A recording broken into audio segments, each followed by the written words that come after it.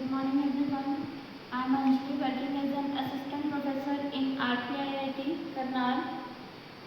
Today I will discuss about the separation or isolation of radioactive labeled compound. In the previous video हमने discuss किया था कि isotopes क्या होते हैं, कितने टाइप्स के होते हैं, रेडियो आइसोटॉप्स क्या होते हैं, रेडियो एक्टिव लेबल्ड कंपाउंड क्या होते हैं, ठीक है, कौन कौन से डिटेक्शन के हमारे मेथड्स हैं, मेटाबोलाइट्स क्या हैं और कौन कौन से। सबसे पहले हमने पढ़ा था कि प्रिपरेशन क्या होती है।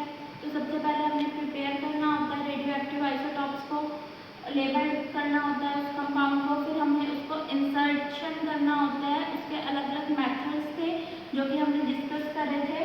तो आज हम डिस्कस करने वाले हैं कि जो सेपरेशन है वो किस बेस पे होती है रेडियो एक्टिव आइसोटॉप्स की। जो सेपरेशन होती है वो बेसिकली दो चीज़ों पे हमारी डिपेंड करती है। सबसे फर्स्ट जो होता है वो नेचर पे डिपेंड करती है कि जो हमारी ड्रग है उसका नेचर क्या है। Second is source of drug क्या है, कि ड्रग जो है हमारी उसका सोर्स क्या है। तो ये दोनों चीज़ों के बेस पे जो है वो हमारी सेपरेशन बेसिकली होती है। उसके बाद अगर हम देखें कि अगर हमारे पास सॉफ्ट टिश्यू है तो उसके लिए जो हम मेथड का यूज़ करते हैं वो होता है इन्फ्यूज़न, या फिर हम उसमें मैसीरेशन को भी यूज़ कर लेते हैं।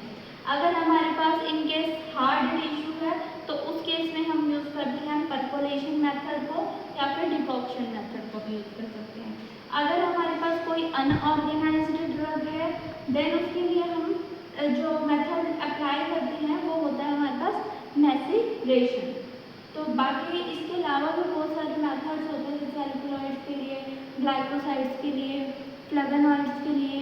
तो ये हमारे पास बेसिकली ये हमारे जो सेपरेशन है वो किस चीज़ पे डिपेंड होती है। Thank you.